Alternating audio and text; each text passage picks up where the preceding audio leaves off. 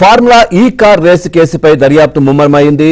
ACB కార్యాలయంకు west zone DCP Vijay Kumar, Banjara Hills ACP Venkat Reddy చేరుకున్నారు. ఇదిలా ఉంటే మరోవైపు తెలంగాణ ఏసీబీకి ఈడీ లేఖ రాసింది. ఫార్ములా ఈ కార్ రేస్ కేసు వివరాలు ఇవ్వాలని ఈడీ కోరింది. ఇక ఈ కేసును క్వాష్ చేయాలని కేటీఆర్ తెలంగాణ హైకోర్టును ఆశ్రయించారు. తనపై నమోదైన కేసును క్వాష్ చేయాలని వేసిన లంచ్ మోషన్ పిటిషన్ను విచారణకు స్వీకరించింది తెలంగాణ హైకోర్టు. ఇక ఏసీబీ దర్యాప్తుపై స్టే ఇవ్వాలని కేటీఆర్ కోరారు.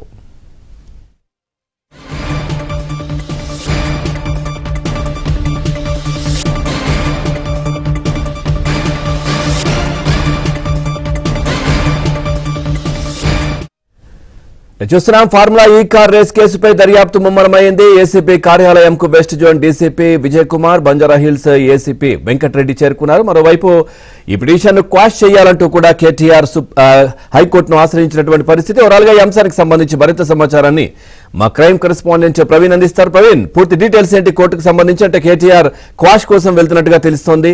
పూర్తి డీటెయిల్స్ ఏంటి? ఫార్ములా ఈ కార్ రేస్ వ్యవహారానికి సంబంధించి ఇప్పటికే తెలంగాణ హైకోర్టులో లంచ్ మోషన్ను కేటీఆర్ వేయడం జరిగింది. లంచ్ మోషన్ను కూడా కొద్ది నిమిషాల క్రితమే తెలంగాణ హైకోర్టు స్వీకరించింది. మరికొద్ది సేపట్లోనే ఇటు కేటీఆర్ తరపు న్యాయవాది తన వాదనలు వినిపిస్తారు. మరోవైపు రాష్ట్ర ప్రభుత్వం తరపున అంటే ఏసీబీ కౌన్సిల్ కూడా తన వాదనలు వినిపించేటువంటి అవకాశం అయితే స్పష్టంగా కనపడుతుంది. అయితే ఇది కేటీఆర్ వేసినటువంటి లంచ్ మోషన్లో అయితే మాత్రం చాలా కీలకమైనటువంటి అంశాలను అందులో ప్రస్తావన చేయడం జరిగింది. తన పైన రాజకీయ దురుద్దేశంతో ఈ కేసులు ఇరికించేటువంటి ప్రయత్నం చేశారు. ఇందులో ఎక్కడా కూడా అవినీతి జరిగినట్లు ఎక్కడా కూడా ఎఫ్ఐఆర్లో పేర్కొనలేదు. ఏదైతే విదేశీ కంపెనీకు, ఒక ప్రైవేట్ కంపెనీకు మేము డబ్బులు రిలీజ్ చేశాము, నిధులను కట్టబెట్టామనేటువంటి అంశాన్ని చెప్తున్నారు తప్ప ఎఫ్ఐఆర్లో పేర్కొన్నారు. కానీ ఎక్కడా కూడా ఆ కంపెనీను నిందితుల జాబితాలో చేర్చలేదనేటువంటి అంశాన్ని కూడా ఆ కేటీఆర్ వేసినటువంటి పిటిషన్లో కూడా పేర్కొన్నటువంటి అంశం కనబడుతుంది. మరికొద్ది సేపట్లోనే తెలంగాణ హైకోర్టు ఈ అంశాలన్నిటిపైన కూడా వాదనలు వింటుంది. వాదనలు విన్న తర్వాత కోర్టు ఎలాంటి నిర్ణయం తీసుకోబోతుంది అనేది మాత్రం చూడాల్సినటువంటి అవసరం ఉంటుంది. ఇక కేటీఆర్ రెండు అంశాలను కూడా తన పిటిషన్లో పేర్కోవడం జరిగింది. తన పైన నమోదైనటువంటి ఎఫ్ఐఆర్ను క్వాష్ చేయాలనేటువంటి అంశాన్ని పేర్కొన్నారు.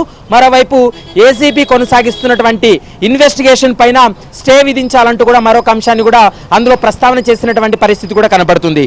మరోవైపు ఇందులో అంటే కేటీఆర్ వేసినటువంటి పిటిషన్లో ప్రతివాదిగా ఏసీబీని చేర్చింది.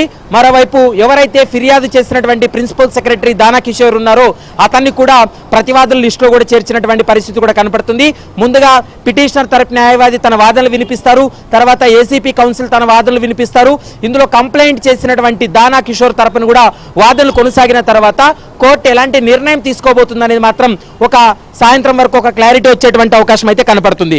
మరోవైపు తాను వేసినటువంటి పిటిషన్లో మరొక కీలకమైనటువంటి అంశం ఏంటంటే అగ్రిమెంట్కు ముందే నిధులను ఎఫ్ఈఓకు పంపించాం కాబట్టి అది ఉల్లంఘన కింద రాదనేటువంటి అంశాన్ని కూడా అందులో పేర్కోవడం జరిగింది. 2023 అక్టోబర్ 30వ తారీఖున చేసుకున్నటువంటి అగ్రిమెంట్ ఏదైతే ఉందో అగ్రిమెంట్ ప్రకారమే ఈ నిధులు చెల్లించాం తప్ప ఇందులో ఎన్నికల కోడ్ ఉల్లంఘించినట్లు ఎక్కడా లేదు అనేటువంటి అంశాన్ని ప్రస్తుతం అయితే మాత్రం కేటీఆర్ తన పిటిషన్లు కూడా పేర్కోవడం జరిగింది.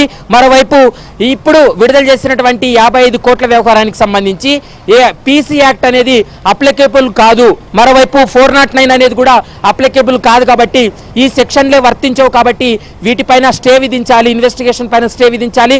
మరోవైపు ఎఫ్ఐఆర్ను క్వాష్ చేయాలనేటువంటి అంశాన్ని కూడా అందులో పేర్కోవడం జరిగింది.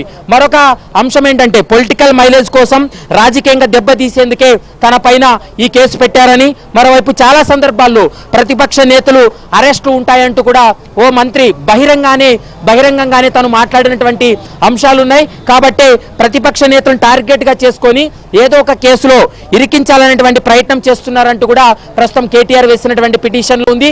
ఈ పిటిషన్తో పాటు 3 సుప్రీంకోర్టు జడ్జిమెంట్లను, మరోవైపు ఇతరత్ర రాష్ట్రాల హైకోర్టుల జడ్జిమెంట్లను కూడా అందులో ప్రస్తావన చేసినటువంటి పరిస్థితి కూడా కనపడుతుంది. ముఖ్యంగా Lalit Kumar versus state of Uttar Pradesh, Charan Singh versus state of Maharashtra, Raghavendra versus state of AP, ఈ 3 జడ్జిమెంట్లను కూడా ప్రస్తుతం అయితే మాత్రం కేటీఆర్ తన పిటిషన్లో కోట్ చేయడం జరిగింది.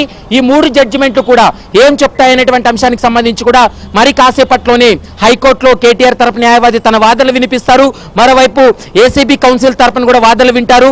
మరోవైపు ఇందులో ప్రతివాదిగా ఉన్నటువంటి దానా కిషోర్ తరపు న్యాయవాది యొక్క వాదనలు విన్న తర్వాత కోర్టు ఒక కీలకమైనటువంటి నిర్ణయం తీసుకునేటువంటి అవకాశం అయితే కనబడుతుంది. కానీ ఏసీబీ చెప్తున్నట్లు 55 కోట్ల రూపాయల వరకు కూడా నిధులు దుర్వినియోగం చేయడం, మరోవైపు ఎలాంటి నామ్స్ పాటించకుండా, ఆర్థిక శాఖకు సంబంధించినటువంటి అనుమతులు తీసుకోకుండా, బోర్డులో ఎలాంటి నిర్ణయాలు తీసుకోకుండా, కేబినెట్ నిర్ణయాలు లేకుండానే ఇవి ఒక అనైతికంగా 55 కోట్లు రిలీజ్ చేశారు. ఇది కూడా ఒక ఫారిన్ అకౌంట్కి జమ చేశారు. కాబట్టి ఇందులో కుట్ర కోణం ఉందనేటువంటి అంశాన్ని కూడా ప్రస్తుతం అయితే ఏసీపీ భావిస్తుంది. ఇప్పటికే అధికారులు ఇచ్చినటువంటి కంప్లైంట్, మరోవైపు ఆధారాలన్నీ పరిశీలించిన తర్వాత, గవర్నర్ అనుమతి వచ్చిన తర్వాతే ఏసీబీ అధికారులు ఎఫ్ఐఆర్ నమోదు చేసినటువంటి సందర్భాన్ని కూడా మనం చూసాం. పక్కా ప్లాన్తో ఖచ్చితంగా ఆధారాలన్నీ కూడా సేకరించిన తర్వాతే ఏసీబీ అధికారులు ఎఫ్ఐఆర్ స్టేజ్ వరకు వెళ్లారనేది మనకు స్పష్టంగా అర్థమవుతుంది. కాబట్టి మరి ఏసీబీ యొక్క వర్షన్ ఏ విధంగా ఉండబోతుందనేది మాత్రం మరికొద్దిసేపట్లో తెలంగాణ హైకోర్టులో వాదనల రూపంలో మనం చూడబోతున్నాం. ఇరు వాదనలు విన్న తర్వాత కేటీఆర్ కోరినట్లుగా క్యాష్ కు అనుమతిస్తుందా, లేదా రిలీఫ్ ఇస్తుందా, లేదా ఏసీబీ అధికారులు ఏదైతే ఏసీబీ అధికారులు సేకరించినటువంటి ఆధారాలు ఏవైతే ఉన్నాయో వాటిని న్యాయస్థానం ముందు పెట్టినటువంటి సమయంలో ఏసీబీకి అనుకూలంగా న్యాయస్థానం తీర్పునివ్వబోతుందా, ఏం జరగబోతుందా అనేది మాత్రం మరికొద్దిసేపట్లో క్లారిటీ వచ్చేటువంటి అవకాశం అయితే కనపడుతుంది. ఇప్పటికే కేటీఆర్ తరపు న్యాయవాదులు కూడా కోర్టుకు కూడా చేరుకోవడం జరిగింది. ఏసీబీ తరపున కౌన్సిల్ కూడా కోర్టుకు చేరుకున్నారు. కాబట్టి మరికొద్దిసేపట్లోనే కేటీఆర్ వేసినటువంటి లంచ్ మోషన్ పైన విచారణ కూడా ప్రారంభమయ్యేటువంటి అవకాశం అయితే కనపడుతుంది. పవన్, ప్రవీణ్, ఇదంతా ఒక వైపు, అంటే ఏసీపీకి సంబంధించి కావచ్చు, ఇవన్నీ కూడా కేసు, ఎంక్వైరీలు, కోర్టు, ఇదంతా ఒక వైపు. ప్రస్తుతం ఇప్పుడు ఈడీ కూడా లేఖ రాసినట్టుగా తెలుస్తోంది కదా, ఫార్ములా ఈ కార్ రేస్ కి సంబంధించి పూర్తి వివరాలు మాకు కావాలి అని ఏసీబీకి ఈడీ లేఖ రాసినట్టుగా తెలుస్తోంది. ఏంటి అసలు, ఎట్లా చూడాలి దీన్ని? ఎగ్జాక్ట్లీ, అంటే ఎప్పుడైతే ఫారిన్ అకౌంట్కు నగదు జమ అయింది, విదేశీ కంపెనీకు డబ్బులు జమ అయ్యాయి అనేది ఎప్పుడైతే వార్త బయటకు వచ్చిందో ఆ రోజే మనం ఒక క్లారిటీకి రావచ్చు. ఎందుకంటే విదేశీ కంపెనీ, విదేశీ అకౌంట్లు కాబట్టి ఖచ్చితంగా ఈడీ ఎంటర్ అవుతుంది. ఈడీ కూడా దీనిపైన పూర్తి స్థాయిలో విచారణ జరుపుతుంది. అది కామన్గా జరిగేటువంటి ప్రక్రియ. ఎందుకంటే ఏసీబీ దర్యాప్తును ఆధారంగా చేసుకొని ఈడీ కూడా దర్యాప్తు జరిపేటువంటి అవకాశాలు ఉంటాయి. కానీ ప్రస్తుతం ఇంకా దర్యాప్తు మొదలు పెట్టలేదు కాబట్టి మరికొన్ని రోజుల్లోనే ఏసీబీ దర్యాప్తు తర్వాత అంశాలన్నింటినీ కూడా లెక్కలోకి తీసుకొని ఏసీబీ దర్యాప్తుల వెల్లడైనటువంటి అంశాలను, నివేదికను ఈడీ కూడా ఇస్తారు. ఈడీ తర్వాత ఈసీఐఆర్ నమోదు చేస్తుంది. ముందుగా ఈసీఐఆర్ నమోదు చేసిన తర్వాత ఎకనామికల్ ట్రాన్సాక్షన్స్ ఏవైతే ఉన్నాయో వాటిపైన మాత్రమే ఈడీ కూడా రంగంలోకి దిగి ఈడీ విచారణ జరుపుతుంది. మిగిలినటువంటి కుట్ర కావచ్చు, నిధుల దుర్వినియోగం, ఇదంతా కూడా ఈడీకి సంబంధం ఉండదు. కేవలం ఎకనామికల్ ట్రాన్సాక్షన్స్, ఇందులో ఏవైనా మనీ లాండరింగ్ కు పాల్పడ్డారా అనేటువంటి అంశాలపైన మాత్రమే ఈడీ దర్యాప్తు జరిపే అవకాశం ఉంటుంది. కానీ ప్రస్తుతం అయితే మాత్రం ఈడీ అధికారులు ఏసీబీకి లేఖ రాసి ఎఫ్ఐఆర్ కావచ్చు, కంప్లైంట్ కాపీ కావచ్చు, మరోవైపు కంప్లైంట్ తో పాటు కొన్ని ఆధారాలు ఏవైతే ఇచ్చారో వాటిని తమకు అందించాలంటూ కూడా ఈడీ లేఖ రాసినట్లు మనకు సమాచారం ఉంది.